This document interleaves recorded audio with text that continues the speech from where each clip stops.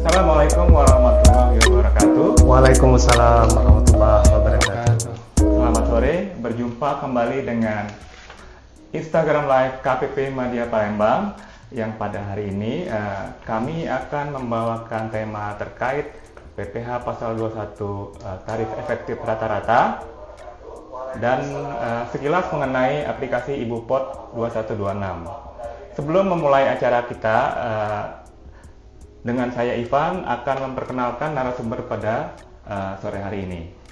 Narasumber yang pertama yaitu Pak Supratman atau biasa dipanggil Cecep. Gimana Pak Cecep? Alhamdulillah sehat Pak. Iya. Yang berikutnya narasumber sekaligus panelis ya.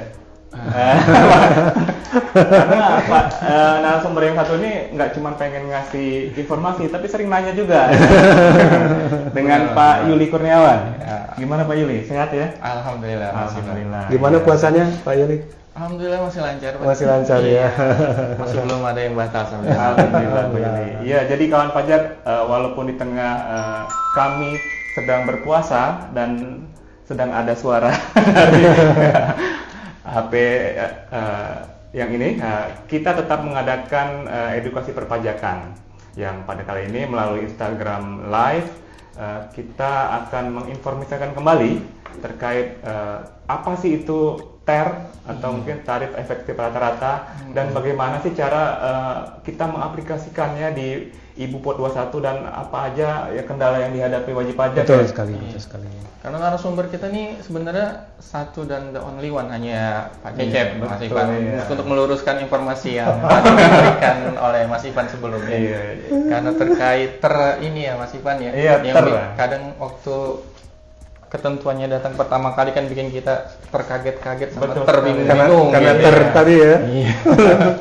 Mungkin dengan adanya Tapi saya penjelasan posisi dari saya Mas Cecep. sekarang ter juga nih Mas. Terjebak. Iya nggak apa-apa, walaupun Pak Cecep merasa terjebak, tetapi yang pasti kawan pajak yang nonton pasti akan terhibur lah minimal ya dengan obrolan kita pada sore hari ini. Iya, iya, iya. Jadi kalau menurut bahasa lumrahnya lah atau bahasa yang biasa kawan pajak dengar, sebenarnya kenapa sih harus ada tarif TER ini? Ini boleh siapa aja sih yang jawab? Oke, Pak. Jadi kalau TER itu kan kepanjangannya tarif efektif rata-rata ya, teman-teman pajak juga udah pasti tahu, udah sering dengar. Karena dari awal tahun 2024 itu bisa dibilang viral ya TER ini ya, tarif efektif rata-rata. Diawali dengan terbitnya PP 58 di tahun 2023, kemudian PMK 168 sebagai turunannya, dan terakhir dengan Per 02 tahun 2024. Jadi sebenarnya tujuannya untuk memfasilitasi supaya perhitungan PPh Pasal 21 yang dilakukan oleh pemotong PPh Pasal 21 itu lebih simple, mungkin seperti itu Kak Ivan.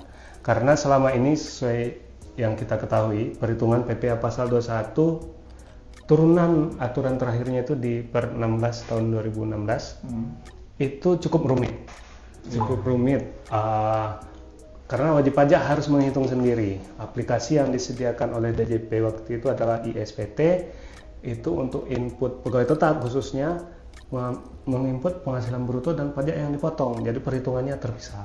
Nah, dengan TER ini dibuat lebih simpel, bahkan DJP langsung menyediakan aplikasinya yang bisa menghitung sendiri, termasuk juga alat bantunya berupa kalkulator pajak. Okay. Jadi ada perubahan aplikasi ya Pak Cecep ya? Ya, dari betul sebelumnya yang terpisah mungkin dari pembuatan bukti potong dan file untuk diupload di DJP Online, baru diupload di DJP Online ya. Sekarang sudah dalam satu platform ya. Ya, tersatukan gitu ya. Tersatukan ya. benar. Ter lagi ya Mas ya. Tersatukan. Kalau boleh saya bilang ini mungkin modulnya mirip dengan IbuPot unifikasi ya Pak Cecep? Ya, kalau kita lihat aplikasinya itu basicnya sepertinya sama Kak Ivan. Sama ya. Sepertinya sama. Jadi kalau teman-teman wajib pajak yang udah biasa pakai IbuPot unifikasi, waktu pertama kali coba saya rasa langsung, oh ini kayaknya nggak asing nih aplikasinya, karena juga tahap-tahapannya mulai dari pembuatan bukti potongnya, kemudian nanti posting, penyiapan SPT, kemudian perekaman penyetorannya itu mirip banget sama unifikasi. Iya. Untuk aplikasi mungkin kita akan bahas nanti sekilas di akhir-akhir ya. Kita bahas ke TER dulu kali ya Pak Boleh. Cecep ya. Bedanya apa TER sama penghitungan sebelumnya? Bedanya banyak sih Mas kalau bedanya. Yang jelas lebih sederhana. Contoh nih sekarang nih ya teman-teman pajak, ini yang lagi booming banget nih sekarang ini perhitungan THR. Oh, THR ya? Ya, perhitungan THR. Kalau di per 16 itu perhitungannya 2 kali Mas. Jadi pertama wajib pajak harus hitung dulu berapa pajak atas gajinya saja. Kemudian hitung berapa pajak atas gaji plus THR, kemudian baru bisa dari selisih itu diketahui berapa pajak PPh Pasal 21 atas THR-nya. Nah, dengan adanya TER ini lebih disimpelkan. Artinya wajib pajak itu tinggal input pegawainya dapat berapa, termasuk gajinya berapa, THR-nya berapa. Kalau misalnya ada bonus lain, misalnya ada nanti uang lemburnya atau tunjangan-tunjangan lainnya digabung jadi satu, menjadi satu penghasilan bruto, langsung dikali tarif TER tadi, tarif efektif rata-rata tadi, seperti itu. Jadi lebih ini ya Pak Yuli dan Pak Cecep, lebih sederhana perhitungannya ya? Ya, dan yang lebih sederhana. Kan isunya kawan pajak ada yang pernah menyampaikan nih, ini pajak apa lagi nih Pak Ivan? Dan itu tidak ada pajak baru berarti Pak Cecep ya? Iya benar sekali. Nggak ada pajak baru, cuman perhitungannya aja. Perhitungannya aja dan lebih simpel, ya, lebih sederhana. Jadi berapa brutonya dalam 1 bulan langsung kali tarif ya? Ya, betul. Iya. Jadi saat TER ini nanti yang perhitungan pasal 17 nggak dipakai lagi? Nah, pasal 17 itu masih dipakai Pak Yuli bagi wajib pajak pertama yang berhenti di pertengahan tahun. Nah, kedua bagi wajib pajak bagi wajib pajak di akhir tahun nanti di masa Desember. Jadi perhitungan TER ini teman-teman wajib pajak semua itu dipakai untuk pegawai tetap dan pegawai lainnya itu hanya untuk sampai November, kecuali bukan pegawai ya. Kalau bukan pegawai dia tetap pakai tarif pasal 17. Nah, untuk pegawai tetap, pegawai tetap lainnya itu TER ini dipakai sampai dengan November. Di Desember nanti tetap dipakai perhitungan tarif pasal 17 yang progresif. Begitu juga kalau misalnya teman-teman pajak ada pegawainya nanti yang ternyata berhenti di pertengahan tahun. Nah, itu nanti di masa terakhirnya itu ngitungnya pakai tarif pasal 17. Seperti itu. Kalau untuk pegawai yang tidak tetap, berubah juga nggak kira-kira tuh? Kalau pegawai tetap masih sama Mas Yuli, dia masih pakai TER. Yang beda itu bukan pegawai. Bedanya di? Bedanya kalau bukan pegawai, perhitungannya menggunakan pasal 17, Mas. Masih tetap menggunakan pasal 17, Ya. sesuai dengan ketentuan yang lama berarti ya? Ada perbedaan sedikit karena di ketentuan yang baru, kalau ketentuan yang lama teman-teman wajib pajak bisa lihat itu untuk bukan pegawai itu ada akumulasi, akumulasi penghasilan dan dibedakan berkesinambungan dan tidak berkesinambungan. Ya benar, klausul berkesinambungan dan tidak berkesinambungan itu sudah nggak ada. Kemudian untuk bukan pegawai itu ada akumulasi penghasilannya. Jadi tarifnya nanti berubah. Tiap bulannya itu berubah. Pada saat akumulasi penghasilannya udah mencapai ke lapisan tarif berikutnya, itu nanti harus menggunakan tarif progresif berikutnya. Seperti itu. Perbedaannya di situ. Dan mungkin ada tambahan Pak Cecep, selain tergantung berapa peredaran bruto per bulannya, juga akan berpengaruh tarif TER itu terhadap PTKP si karyawan itu. Ya, betul sekali. Ya, benar di Pak Ivan. PP 58 kan memang ada beberapa tuh ya. Ya, ada TER A, B dan C. Ya, itu benar. dipisahkan berdasarkan PTKP dari PTKP. karyawan yang bersangkutan. Nah, jadi memang untuk pengisian di dalam ibu potnya nanti atau menghitungnya, kalau misalnya teman-teman pajak mau bikin Excel-nya supaya menghitungnya jadi patokan misalnya untuk kira-kira berapa nih pajak kita ke depan mau dibikin, yaitu dua variabel tadi, Pak Ivan. Pertama penghasilan bruto yang diterima oleh pegawai tersebut, kedua PTKP, karena memang untuk tarif tersendiri dibagi atas kategori A, B, C itu berdasarkan PTKP-nya. Dan ini banyak juga nih kawan pajak yang bertanya kepada penyuluh di KPP Madya, Gimana Pak kalau memang dalam suatu masa tidak ada PPh yang dipotong terhadap karyawan tertentu misalnya, apakah tetap harus diterbitkan bukti potong atau tidak gitu? Oke. Mas Uli, mau menjelaskan? Mana sumbernya? Oke, baik Kak Ivan. Ini posisinya kemungkinan ini kejadian kalau pegawai tersebut memperoleh penghasilan di bawah PTKP paling kecil Kak Ivan. PTKP paling kecil itu kan TK0 dengan PTKP bulanannya adalah 5.400.000. Ya, 5.400.000 ya. Jadi kalau teman-teman wajib pajak nanti ada yang pegawainya PTKP-nya di bawah 5.400.000, penghasilannya di bawah 5.400.000, itu kan nggak dipotong tuh pajaknya. Tapi bukti potongnya tetap harus dibikin. Tetap harus dibikin. Itu yang kadang bikin beberapa WP agak protes sebenarnya Pak Ya, CP ya. ya. Karena kan berbeda dengan ISPT yang bisa diakumulasi. Betul. Jadi berapa orang pegawainya, total penghasilannya berapa, bukti potongnya nggak usah dibikin. Tapi ada tujuannya di balik itu, Mas. Ada tujuannya di balik itu. Kenapa bukti potong ini dibuat, teman-teman pajak? Ini adalah sebagai bukti bahwasannya perusahaan yang memberikan gaji benar-benar memberikan gaji dan memotong pajaknya. Jadi pada saat nanti diekualisasi antara biaya gaji Mas Yuli dengan biaya gaji antara SPT tahunan di laporan keuangan dengan biaya gaji yang dilaporkan, itu detailnya dapat. Betul. Jangan sampai nanti kejadian kayak dulu, mungkin dulu ada modus ya teman-teman pajak, modusnya seperti ini. Biaya gaji dibesarkan, di komponen PPh pasal 21, itu bagian yang di bawah PTKP itu karyawannya banyak gitu. Ada akumulasi kan ya? Ya, nah dengan perincian ini datanya lebih detail, walaupun pegawainya nggak dipotong pajaknya, tapi tetap masuk detailnya, oh atas nama ini, sekian gajinya atas nama ini. Mungkin bisa gajinya. Jadi satu juga sebenarnya satu keuntungan bagi yang dipotong dalam hal ini pegawai ya, karena dia kan bisa meyakinkan sebenarnya berapa penghasilan yang diperoleh. Betul sekali. Dalam 1 bulan gitu kan. Misalnya nanti sekali. ditulis bilang bahwa penghasilannya 10 juta tapi dia cuma dapat 7 juta kan. Ya, betul sekali. Nah, tujuannya salah satu mungkin itu. Jadi bagi teman-teman pajak yang merasa waduh, ini kerjaan nih gitu kan. Sebenarnya aplikasi ada sih yang memudahkannya, Mas Willy. Memudahkannya ya Pak Ivan ya. Nanti ada metode import namanya teman-teman pajak. Nanti kita bahas di ending terkait Epupot 21-nya. Jadi kalau pengalaman kita piket SPT kan ada beberapa wajib pajak orang pribadi itu yang tidak diberikan bukti potong oleh pemberi kerjanya. Itu harus marah atau harus marah?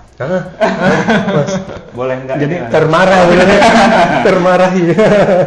Nah, jadi kita sebagai wajib pajak orang pribadi itu berhak untuk menerima bukti potong 1721 untuk di akhir tahun pajak. Tetapi dengan ketentuan baru ini, kita sebagai wajib pajak orang pribadi akan diberikan bukti potong tiap bulan ya Pak Cecep ya? Betul sekali. Oleh pemberi kerja. Itu kodenya apa nih Pak Cecep? Ini kode yang baru kan? Bukti potongnya kan? Iya. Jadi memang ada bukti potong baru ya selain yang biasa. Kalau yang biasa itu kan ada bukti potong final, sama bukti potong tidak final, sama yang 1721 A1 atau A2 untuk PNS atau TNI Polri. Dan itu nggak ada lagi Pak Cecep ya? A2 ya? A2 nggak ada lagi? Nggak ada lagi. Nggak ada lagi. Karena udah ada Epupot unifikasi bendahara kan? Di sana dibuatnya.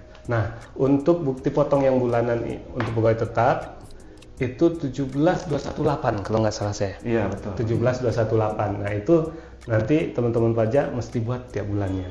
Nah, jadi pegawai yang memang dipotong gajinya, ini sebenarnya bukti potong itu bisa dibilang bukti bahwasanya ya pajak saya benar-benar dipotong gitu. Betul, ya. Pak Ivan. Dan penghasilan saya memang sebenarnya segitu. Iya, benar. ya. Jadi ada rasa membayar pajak oleh pegawai tadi pada saat penghasilannya dipotong, kemudian diberikan bukti potong. Oh ini nih buktinya bahwasanya gaji saya memang dipotong dan dilaporkan ke pajak seperti itu. Dan tapi wajib pajak yang bersangkutan perlu tahu juga nih Pak Cecep, ya Pak Yuli, untuk kita sebagai wajib pajak orang pribadi yang nantinya diberikan formulir bukti potong 17218 tadi, itu tidak bisa dikreditkan ya Pak Cecep ya? Benar. Jangan sampai dikreditkan. Benar. Ya. Memang ini saya salut nih, salah satu, ini saya spill dikit tapi nggak saya sebutkan namanya, salah satu wajib pajak di KPP Madya Palembang yang terdaftar memang mempertanyakan itu, Evan, pernah mempertanyakan dan mengusulkan malah, dan saya juga sempat usulkan ke kantor pusat kita seperti apa penerimanya, karena ada saja karena di bukti potong itu nggak tertulis, Evan, tidak untuk dikreditkan. Jadi usulannya, Pak, tolong dong dibuat gitu di bukti potongnya itu tertulis ini bukan untuk dikreditkan gitu. Nah, saya udah juga usulkan ke kantor pusat, tapi belum tahu jawabannya seperti apa. Tapi di sini kita sampaikan 17218 nanti kalau misalnya ya teman-teman wajib pajak yang menjadi pegawai ya dapat dari nanti pemberi kerja 17218 nanti itu nggak bisa dikreditkan. Dikreditkannya nanti untuk pegawai tetap itu tetap 1721A1. Betul sekali. Mungkin WP nganggap setiap bukti potong seperti 1721A1 mungkin ya. Nah, kemungkinannya gitu Mas, takutnya gitu. Makanya muncul suara dari wajib pajak tadi, Pak, tolong dong ini di bukti potongnya diadakan formatnya ini untuk tidak dikreditkan. Seperti itu Mas. Nah, tapi ya kita udah coba usulkan, belum ada jawaban. Melalui sini aja kita kasih tahu 17218 itu tidak untuk dikreditkan. Dan ini mudah-mudahan nanti pada saat kalau tidak ada hambatan, pada saat DJP beralih aplikasi dari yang existing menjadi Cortex, itu sudah bisa teratasi. Benar ya, sekali, benar sekali. Juli ya katanya kayak. Iya, mudah-mudahan kalau tidak ada halangan, nanti kita semua sebagai wajib pajak orang pribadi maupun teman-teman wajib pajak badan harus belajar lagi. Ya. Jangan khawatir teman-teman wajib pajak. Selama masih ada Pak Cecep di Hades, insya Allah. Jangan khawatir masih kayak gini. Gak akan berhenti belajar kita. Ada pokoknya yang dipelajari. Nah, kalau Pak Yuli nih, pengalamannya apa Pak Yuli terkait klien-klien KPP Madya Palembang terkait hambatan di aplikasi Ibu Pot atau pada saat penerapan tarif baru ini Pak Yuli? Yang kadang sering ditanya sama beberapa WP itu, Pak Cecep terutama, ada kekhawatiran kalau dalam pengenaan TER ini suatu saat gaji yang dipotong itu penghitungannya menjadi lebih bayar. Ya, Itu yang ditakutkan sama kawan-kawan pajak di KPP Madya Palembang. Ketika lebih bayar, konsekuensinya seperti apa di penerapan TER ini? Oke, ini disebutkan kalau nggak salah saya itu di per 02-nya ya, terkait dengan pengembalian oleh perusahaan. Jadi memang sudah diatur Mas Yuli. Karena kalau di per 16 tahun 2016 itu nggak dijelaskan tuh. Jadi pada saat perusahaan kelebihan potong, karena kan sebenarnya konsep perhitungannya teman-teman pajak untuk masa Desember itu nggak jauh beda antara ketentuan TER sama ketentuan yang lama. Karena berapa besarnya PPh yang disetorkan untuk masa Desember itu adalah selisih PPh setahun bagi pegawai dikurangi dengan yang sudah dipotong dari Januari sampai November. TER pun seperti itu, aturan lama juga seperti itu. Nah, cuman bedanya di per 16 tahun 2016 aturan yang lama tidak diberikan petunjuk secara langsung bahwasanya apabila terjadi kelebihan pemotongan dari Januari sampai November terhadap pegawai itu, kelebihannya itu harus dikembalikan. Nah, di ketentuan yang baru ini diatur, diatur Mas Yuli. Jadi nanti teman-teman pajak yang ternyata terjadi nih kelebihan, ini nih bakalan kejadian nih di THR ini. Karena banyak ini, misalnya pegawainya ini selama ini gaji pokoknya itu masih di bawah PTKP, anggaplah mungkin 4 juta rupiah per bulan masih. Jadi kalau misalnya disetahunkan kan masih di bawah PTKP yang 54 juta. Karena kan rata-rata 4.500.000 tuh. Nah, pada saat pegawai tersebut teman-teman pajak menerima THR nih sekarang 4 juta, misalnya THR-nya satu kali gaji nih Mas Ili, 4 juta dalam 4 juta, 8 juta, dah dipotong pajak. Nah, nanti di akhir tahun pada saat Desember dihitung lagi pakai tarif pasal 17, dikurangi yang udah dipotong dari Januari sampai dengan November. Harusnya pasal 17-nya 0 yang dipotong. Harusnya ya. Padahal di bulan Maret ini karena ada THR, dipotongnya 100.000 misalnya. Nah, itu sudah diatur di ketentuan yang baru ini, perusahaan yang memotong mengembalikan duitnya ke karyawan. Kecuali kalau misalnya perusahaan menerapkan sistem gross up atau tunjangan pajak. Pajaknya ditanggung sama perusahaan ya? Iya, itu perusahaan. Nah, kalau dia gross, tidak ada tunjangan pajak, nanti perusahaan di Desember, kalau udah kelebihan potong nih, pegawainya kembali ini uang yang kelebihan potong. Nah, perusahaan dapat apa? Perusahaan dapat kelebihan potong itu menjadi lebih bayar nanti di SPT-nya perusahaan. Jadi bisa mengurangi kurang bayarnya kalau misalnya ada pegawai lain yang kurang bayar di Desember. Bisa dikompensasikan gitu. Dikompensasikan, benar sekali. Iya, itu sempat menjadi isu Pak Yuli, Pak Cecep ya. Jadi ada beberapa wajib pajak yang curhat lah ke curhat saya, ya. Jadi tercurhat. Mas Ivan, memang nantinya kan kita kembalikan tuh ke wajib pajak pada yang ada kelebihan potong di beberapa masa tertentu. Cuman kan nanti dikembalikannya di akhir masa tuh. Sementara bisa jadi wajib karyawan itu butuh cash flow-nya di hari itu pada saat dipotong. Ya, saya coba jelaskan ya gimana Bu ketentuannya seperti itu. Cuman ya mungkin nanti dapat dijelaskan kepada karyawannya masing-masing ya. Betul. Bahwa dengan ketentuan baru ini sebenarnya secara perhitungan menjadi lebih mudah dan lebih pasti, lebih pastilah untuk si yang wajib yang menerima pemotongan itu kan. Memang kalau dalam masa-masa tertentu terdapat penghasilan yang lebih besar daripada masa yang sebelumnya, ya ada kemungkinan seperti hal yang terjadi tadi Pak Cecep. Ya kalau mau bicara gampangnya ya hitung-hitung ada simpanan untuk akhir tahun lah ya, walaupun tidak seperti itu ya. Yang pasti uangnya kan nggak hilang ya. Iya benar. Uangnya tetap ada. Intinya tidak ada. Cuma memang cash flow dari WP ataupun cash flow dari pegawai yang dipotong mungkin agak tertunda pemberiannya. Karena memang pasti langsung membandingkan dengan perhitungan cara yang lama. Benar. Tahun lalu nggak ada, tiba-tiba tahun ini jadi besar ininya potongannya. Ya, tapi benar juga kata Kak Ivan. Bisa jadi tabungan pegawai kan? Iya. Di akhir tahun ada tambahan pengembalian. Kan sebenarnya nggak cuma wajib pajak yang kita berikan informasi, kita sendiri juga kena sebenarnya.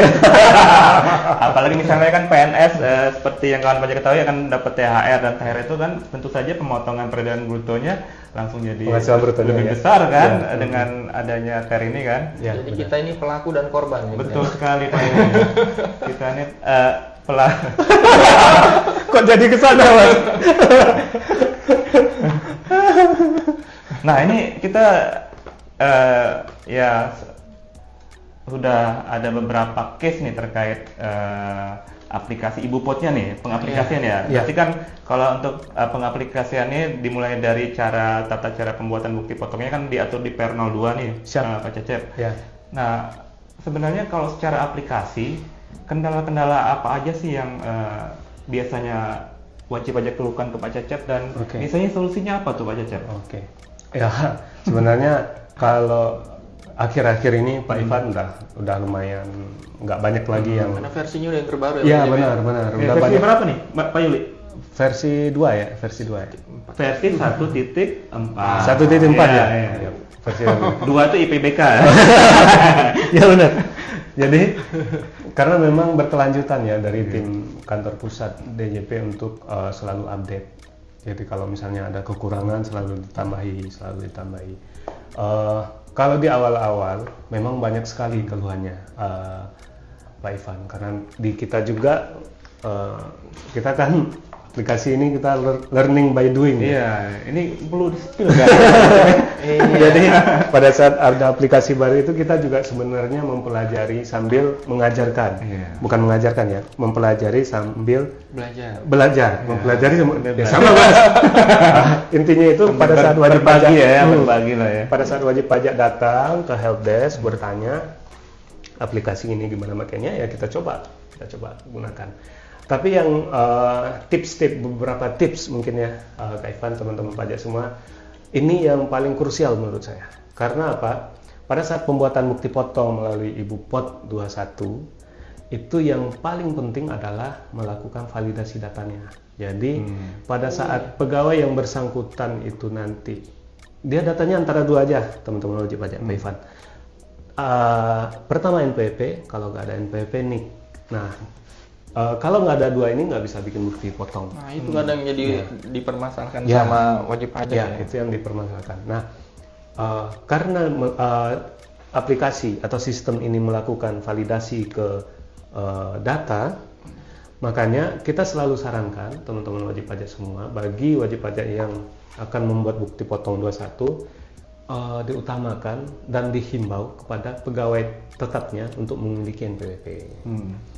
Untuk memiliki NPWP agar apa? Pada saat perekaman bukti potong itu validasinya lancar. Betul. Karena pada saat teman-teman wajib pajak nanti menggunakan NIK sebagai data pegawainya, itu validasinya ke server Dukcapil. Dukcapil langsung ya. Jadi pada saat mungkin trafiknya padat ya, jaringannya padat, itu gagal validasi dia. Jadi mungkin karena udah terlalu lama menunggu, kemudian sistem melakukan validasi ke server Dukcapil gagal, akhirnya nggak jadi tuh dipotongnya, seperti itu berulang-ulang kali baru valid. Kadang udah bingung kok nggak valid terus padahal udah sama datanya, ternyata cuma trafik dari jaringannya. Itu yang pertama, teman-teman wajib pajak. Dihimbau ke pegawai tetap terutama ya, karena kan ada juga nih Pak Ivan yang dibuat bukti potong pasal 21 ini kadang bukan pegawai. Susah tuh mau nyuruh ber-NPWP. Nah itu mau nggak mau ya pakai NIK. Tapi kalau misalnya pegawai tetap bisa dihimbau untuk mendaftarkan diri untuk memperoleh NPWP. Seperti itu. Nah, ini terkait NIK nih. NIK kan seiring dengan telah terbitnya pengumuman nomor 6 nih Pak Cecep. Pengumuman nomor 6 ya. 2024 ini sempat bikin heboh juga sebenarnya kan. Heboh juga. Banyak yang bertanya. Iya, betul Pak Yuli. Jadi masih ada beberapa kawan pajak dulu, kalau sekarang nggak lagi. Jadi yang mungkin kurang mencermati terkait isi dari pengumuman nomor 6 itu dan masih bertanya-tanya apakah tidak ada lagi Pak tarif lebih tinggi apabila tidak ber-NPWP. Nah, ini berlaku hanya untuk pasal 21 saja atau untuk pasal PPh yang lain gitu kan? Diunifikasi terus. Iya. Gimana Pak Cecep? Apa yang bisa kita sampaikan kembali sebenarnya? Kembali ya, kita sampaikan kembali. Jadi ke saya juga banyak yang WA kayak dari Peng 06 itu jelas dinyatakan tidak mencabut ya klausul di pasal 21, pasal 22, pasal 23 Undang-Undang PPh. Ya Undang-Undang PPh ya Mas, Undang-Undang PPh. Di mana dinyatakan bahwasanya kalau pasal 21 itu 20% lebih besar bagi yang tidak mempunyai NPWP, pasal 22 itu 100% lebih besar, pasal 23 juga begitu, 100% lebih besar. Di pengumuman itu tidak mencabut pasal-pasal tersebut. Cuman yang ditegaskan adalah teman-teman pajak semua bahwasanya pada saat wajib pajak yang atau pegawai yang atau bukan pegawai yang potong penghasilannya terkait dengan pemotongan PPh pasal 21, 22 atau 23 sudah memiliki NIK yang terintegrasi antara data DJP dengan data Dukcapil itu pasti Mas panjangannya Mas? Direktorat Pendudukan ya dan Pencatatan Sipil ya. Betul. Direktorat ya. Iya. Ini Pak Cecep nanya atau ngetes ini? saya tes Mas. Terkaget. Nah, pada saat itu sudah terintegrasi teman-teman pajak, dinyatakan bahwasannya tidak dilakukan pemotongan lebih besar sesuai dengan ketentuan pasal 21, 22, 23 tadi. Nah, di 21 kan udah jelas tuh. Betul ya. Muncul pertanyaan dari wajib pajak yang bikin bukti potong di Bupot unifikasi untuk PPh pasal 22, PPh pasal 23. Karena pada saat mereka bikin kok tarifnya sama gitu kan. Nah, memang pengumuman ini juga berimplikasi ke sana dan aplikasinya juga sudah diperbaiki di akhir Januari nggak? Ya, di akhir Januari itu aplikasinya sudah diupdate teman-teman pajak semua. Jadi jangan heran lagi kalau misalnya nanti teman-teman pajak melakukan pemotongan PPh pasal 21, 22 atau 23 pada saat NIK-nya sudah terintegrasi, walaupun nggak ada NPWP itu udah nggak dipotong lebih besar. Betul. Ya. Jadi untuk aplikasi Bupot ini memang selalu ada pengembangan nanti Pak Cecep ya. Paling Ya. sampai 1 Juli 2002. Ya, sampai 1 Juli. Karena 1 Juli kita pindah ke Kortek kan. Iya. Baik, kawan pajak, tadi sudah beberapa kita bahas mengenai tarif efektif rata-rata, bagaimana cara perhitungannya, dan bagaimana cara pengaplikasiannya di aplikasi IBUPOT 2126, dan beberapa kendala yang dihadapi wajib pajak. Kita udah menginjak pukul 15.33 nih. Kira-kira ada yang mau disampaikan lagi nggak dari Pak Yuli dan Pak Cecep nih? Kita ada sesi tanya jawab. Ada yang nanya nggak? Kawan pajak boleh loh nanya. Kita mantau juga nih di sini. Sepertinya sih belum ada ya. Belum ada ya. Mungkin sedang ini fokus untuk beli takjil. Wartajil. Iya, ini kan udah pukul 15 mungkin. Wartajil. Curi star dari sekarang. Nah, tapi intinya kawan pajak di rumah ataupun di mana saja sedang berada, tidak perlu khawatir terkait dengan adanya tarif efektif rata-rata ini. Karena memang ini sudah dilakukan kajian ya Pak Cecep ya, dengan menggunakan data dari beberapa provinsi dengan penghasilan yang 10 besar teratas lah ya. Dan penelitiannya juga di beberapa negara sudah menggunakan tarif ini. Wah, berarti sebenarnya kita agak ketinggalan ya Pak Yuli. Ketinggalan ya. Kalau menurut beritanya itu malah berita yang terdengar dari saya. Ya. Kita tertinggal gitu. Tertinggal. Bahwa penggunaan TAR ini sudah dipakai beberapa negara, termasuk dalam hal ini Singapura, Malaysia, beberapa negara tetangga kita, Australia juga sudah menggunakan itu, dan malah tarif yang dipakai itu lebih banyak dibandingkan tarif yang dikenalkan pada saat ini. Tabelnya kalau kita kan ada berapa? 3 tabel ya? Iya, 3 kelompok. Di Australia bisa jadi lebih Mas. Bisa jadi lebih karena mereka lebih detail dalam penghitungannya menurut beberapa penelitian kayak gitu. Kemarin sih dari teman-teman kantor pusat yang menjelaskan penjelasannya seperti itu. Iya, benar. Ya beruntung lah kita ya, nggak terlalu banyak. Nggak terlalu. Tapi teman-teman wajib pajak walaupun tarif banyak, karena tujuan utamanya tarif TAR ini diberlakukan adalah untuk kesederhanaan perhitungan. Ini sudah diakomodasi dengan aplikasi. Iya. Jadi kayak teman-teman wajib pajak itu kalau misalnya mau input bukti potong pun tinggal masukin penghasilan bruto PTKP. Ngitungnya menentukan tarifnya berapa, terus pajak yang harus dipotong berapa, udah aplikasi. Jadi walaupun nanti bisa jadi Mas, nanti di negara kita akan diterapkan tarif TAR yang lebih detail misalnya, ya yang itu aplikasi. Harapannya ya. Ya. Jadi perhitungannya tetap sederhana, kesalahan perhitungan bisa diminimalisir karena aplikasi kan yang itu. Lebih seperti itu. Nah ini ada satu pertanyaannya dari Mbak lah ya, kita panggil Mbak Putri Wulandari nih. Mbak Putrinya nanya, Pak, jadi kena pajak itu 5,4 juta ya Pak? Oke, maksudnya mungkin PTKP ya? PTKP ya. Oke, Mbak Putri. Jadi Mbak Putri, jangan Mbak lah ya, Bu Putri kali ya. Bu Putri, PTKP penghasilan tidak kena pajak sebenarnya dia tergantung dari statusnya Bu Putri. Dibagi banyak deh tuh. Secara kelompoknya ada 2 ya.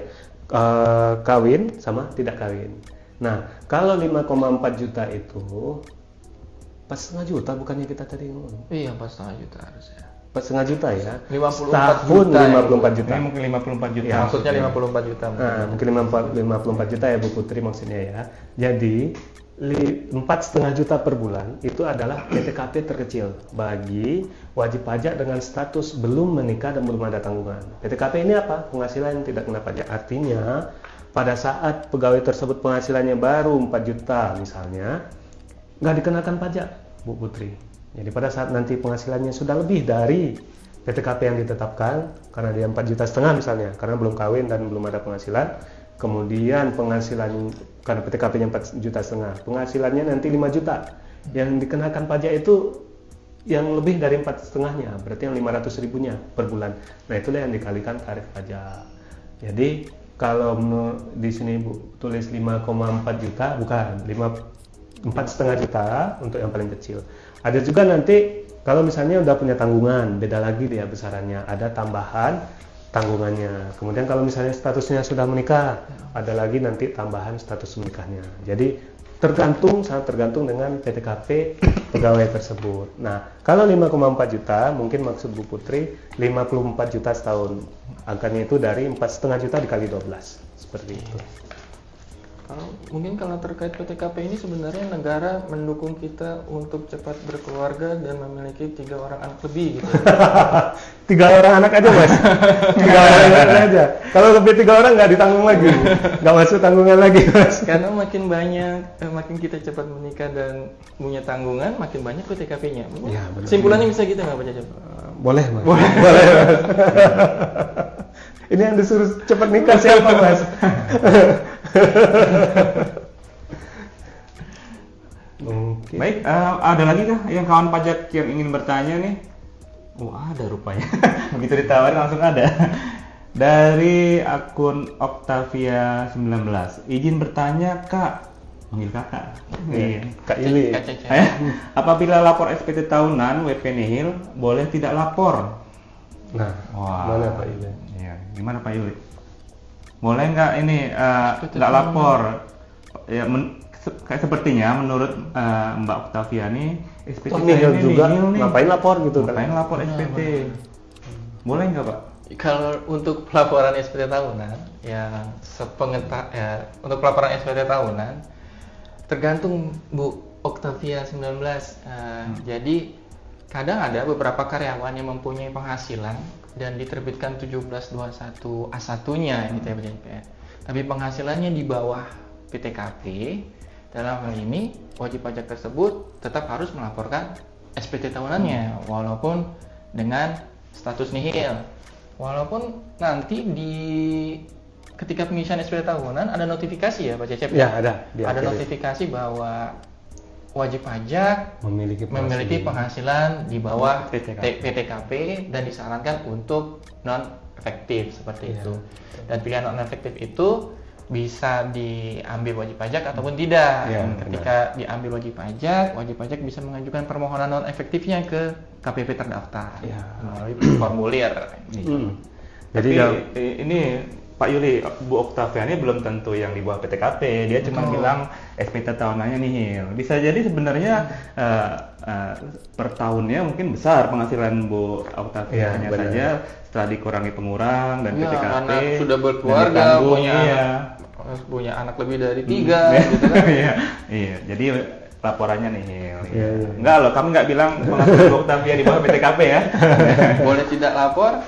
Jawabannya tidak sebenarnya. Ketika sudah punya NPWP ya. Ketika sudah punya NPWP, sudah kewajiban dari wajib pajak untuk melaporkan penghasilan yang diperoleh selama tahun berjalan. Iya, benar sekali.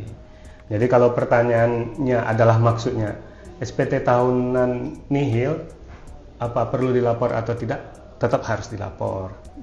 Yang jadi dasarnya adalah memiliki NPWP. Karena memiliki NPWP ada kewajiban untuk melaporkan SPT. Seperti itu, Bu Octavia. Baik. Belum ada lagi pertanyaan. Jadi kawan pajak bersama Instagram Live pada sore hari ini, kami juga menghimbau untuk kawan pajak, khususnya wajib pajak orang pribadi, untuk dapat menyampaikan SPT tahunan PPh orang pribadi sebelum 31 Maret 2024 ini. Iya, benar sekali. Karena tagline-nya lebih awal, lebih nyaman ya. Lebih nyaman ya. Lebih nyaman. Ya, aplikasinya lebih lancar juga betul ya. Itu tagline lebih ditambahkan. Lebih awal lebih cepat. Lebih awal lebih cepat sebenarnya.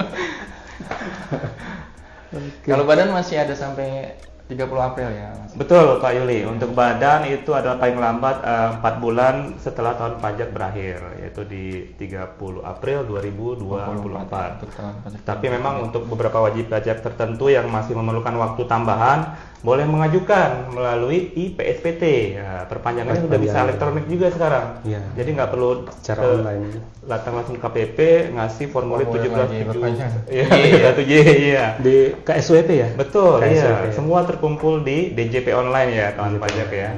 Yang umurnya mungkin sekitar 6 bulan lagi mungkin. Iya, kurang dari 6 bulan. 3 bulan. 3 bulan malah ya. Iya, itu. Khawatir ya. Enggak lah, nggak ada khawatir. Kami tetap optimis ya kawan pajak ya. Ya. Nah, ada lagi? Gimana Pak Yuli? Pak Cecep, ada yang mau ingin disampaikan lagi? Sepertinya sudah, videonya juga udah berhenti kan? Iya, saya khawatir takjilnya habis nih. Kita nggak kebagian untuk beli takjil ya kawan pajak ya. Jadi menginfokan juga untuk layanan perpajakan di DJP, ini khususnya KPP Madya Palembang, kita selama bulan Ramadan kita buka mulai pukul 8 pagi sampai dengan pukul 15 WIB. Jadi sebenarnya ini kita secara layanan udah berakhir di pukul 15, tapi demi kawan pajak kami tetap live sampai dengan jam pulang kami, yaitu di 15.30. 15.43 agak Iya, agak berlebihan saya. Sesuatu yang berlebihan tuh gak baik kan? Iya, tidak boleh terlebih-lebih ya. Terlebih. Baik, kawan pajak, mungkin itu saja yang bisa kami sampaikan terkait tema pada hari ini, yaitu PPh Pasal 21 Tarif Efektif Rata-Rata dan sekilas mengenai aplikasi IBUPOT 2126 beserta kendala dan solusinya. Kami harap kawan pajak yang menyaksikan dapat mengambil informasi lah dan dapat menerapkan di kehidupan sehari-hari terkait kewajiban perpajakannya. Kami menghimbau kembali jangan lupa menyampaikan SPT tahunan tepat waktu, karena dengan kawan pajak menyampaikan tepat waktu itu membantu negara dalam menjaga kepatuhan kewajiban perpajakan. Demikian dari kami, saya Ivan sebagai pembawa acara lah Pak ya. Iya benar. Iya. Dan Saya Yuli Kurniawan sebagai apa tadi? Panelis dan narasumber. Dan Saya Supratman sebagai yang terjebak. kami mengucapkan terima kasih atas segala perhatiannya. Kami undur diri. Wabillahi taufiq wal hidayah. Wassalamualaikum warahmatullahi wabarakatuh. Sampai jumpa.